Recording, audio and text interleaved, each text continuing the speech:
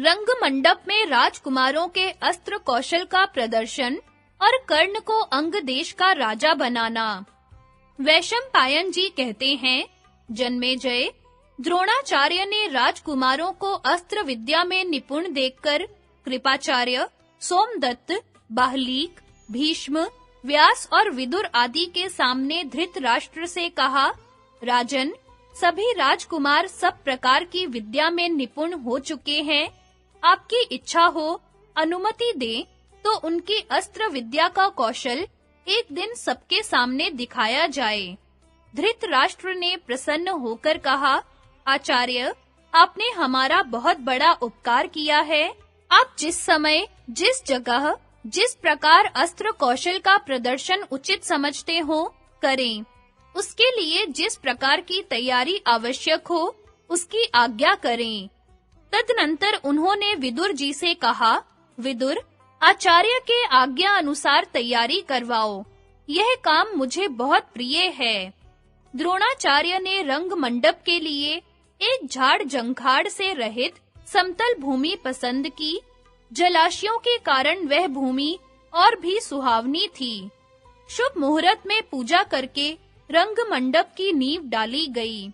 रंग मंडप तैयार होने पर उसमें अनेकों प्रकार के अस्त्र शस्त्र टांगे गए और राजघराने के स्त्री पुरुषों के लिए उचित स्थान बनवाए गए। स्त्रियों और साधारण दर्शकों के स्थान अलग-अलग थे। नियत दिन आने पर राजा धृतराष्ट्र भीष्म एवं कृपाचार्य के साथ वहां आए। चारों ओर मोतियों की झालरें लटक रही थी। साथ ही गांधारी, कुंती एवं बहुत सी राज परिवार की महिलाएं भी अपनी-अपनी दासियों के साथ आईं। ब्राह्मण, क्षत्रिय, वैश्य आदि आकर यथास्थान बैठ गए। वहां की भीड़ उमड़ते समुद्र के समान जान पड़ी।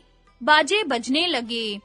आचार्य द्रोण श्वेत वस्त्र, श्वेत यज्ञोपवीत और श्वेत पुष्पों की माला पहने अपने पुत्र अश्वत्थामा के साथ वहां आए।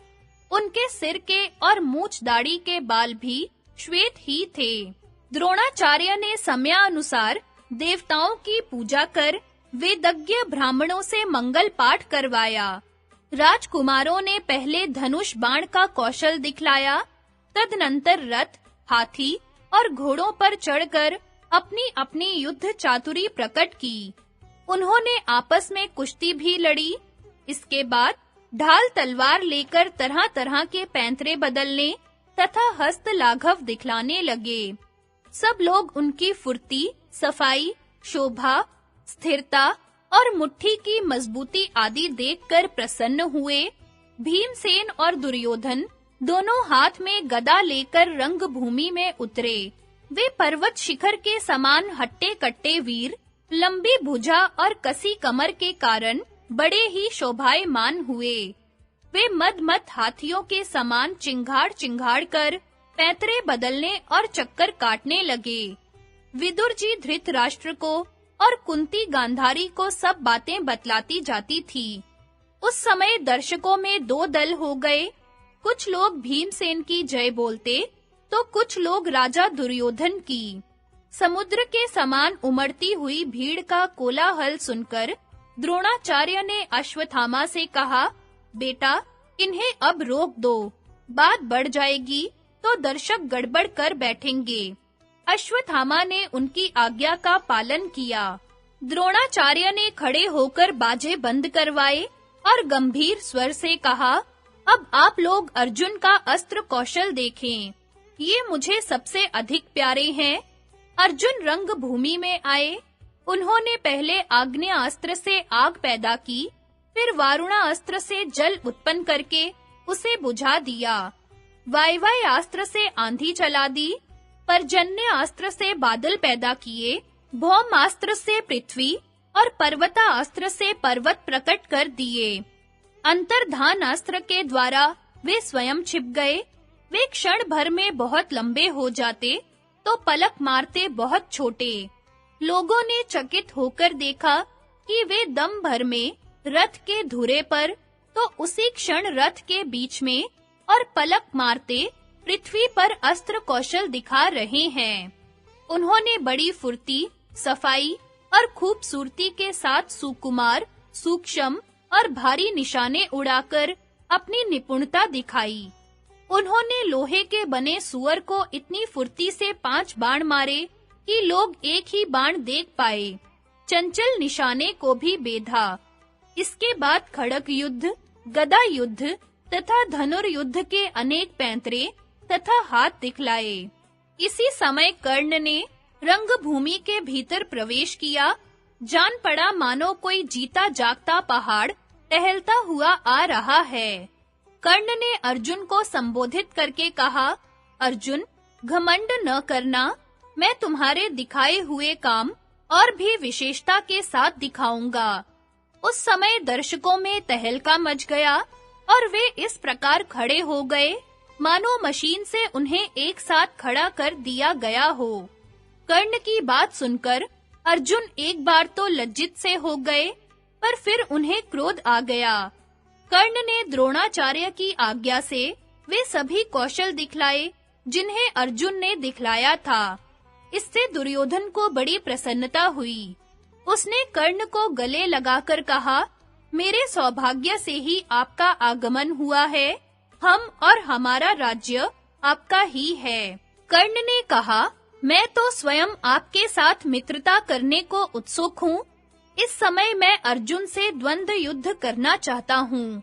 दुर्योधन ने कहा, आप हमारे साथ रहकर सब प्रकार के भोग भोगिए, मित्रों का प्रिय कीजिए और शत्रुओं के सिर पर पैर रखिए।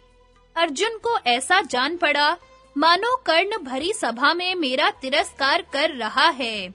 उन्होंने कर्ण को पुकार कर कहा, कर्ण, बिना बुलाए आने वालों और बिना बुलाए बोलने वालों को जो गति मिलती है, वही तुम्हें मेरे हाथ से मरने पर मिलेगी। कर्ण ने कहा, अजी, यह रंग मंडप तो सबके लिए है, क्या इस पर केवल तुम्हारा ही अधिकार है?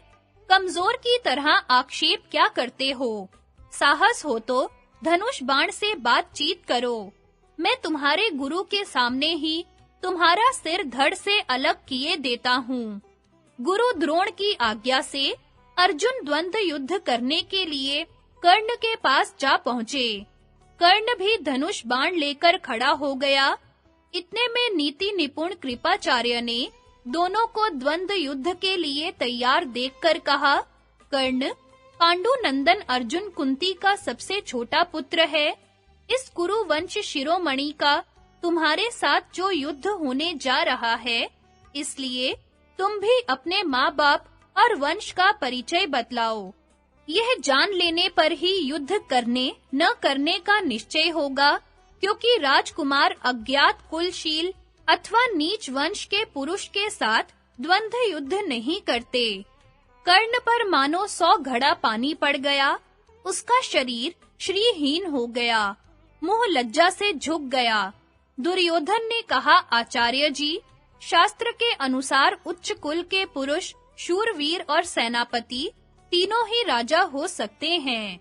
यदि अर्जुन कर्ण के साथ इसलिए नहीं लड़ना चाहते कि वह राजा नहीं है, तो मैं कर्ण को अंग देश का राज्य देता हूँ। यह कहकर दुर्योधन ने कर्ण को सुवर्ण सिंहासन पर बैठाया और तत्काल अभिषेक कर दिया। उस समय कर्ण के धर्मपिता अधिरथ को बड़ी प्रसन्नता हुई। उसका दुपट्टा बिखर रहा था, शरीर पसीने से लथपथ था और दुर्बल होने के कारण उसका अंजर-पंजर दिख रहा था। वह कांपता-कांपता कर्ण के पास आया और बेटा-बेटा कहकर दुलार करने लगा।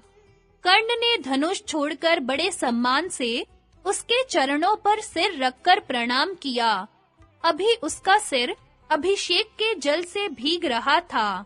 अधिरथ ने झटपट कपड़े के छोर से अपना पैर ढक लिया, उसे छाती से लगाया तथा प्रेमाश्रु से उसका सिर भिगो दिया। अधिरथ का ऐसा व्यवहार देखकर पांडवों ने निश्चय कर लिया कि यह सूत पुत्र है। भीमसेन ने हंसते हुए कहा, अरे सूत पुत्र, तू अर्जुन के हाथों मरने योग्य भी नहीं है। तेरे वंश के अनुरूप तो यह है कि झटपट घोड़ों की चाबुक संभाल ले। अरे नीच, तो अंग देश का राज्य करने योग्य नहीं है। भला कहीं कुत्ता यज्ञ के हविष्य का अधिकारी होता है। कर्ण लंबी सांस लेकर सूर्य की ओर देखने लगा। उस समय महाबली दुर्योधन मदमत हाथी के समान भाइयों के झुंड में से उछलकर निकल आया और भीमसेन से बोला, भीमसेन, तुम्हें ऐसी बात मुंह से नहीं निकालनी चाहिए। क्षत्रियों में बल की श्रेष्ठता ही सर्वमान्य है, इसलिए नीच कुल के शूरवीर के साथ भी युद्ध करना ही चाहिए। शूरवीर और नदियों की उत्पत्ति का ज्ञान बड़ा कठिन है। कर्ण स्वभाव से ही कवच कुंडलधारी और सर्व लक्षण संपन्न है। इस सूर्य के समान तेजस्वी कुमार को भला कोई सूत पत्नी जन सकती है?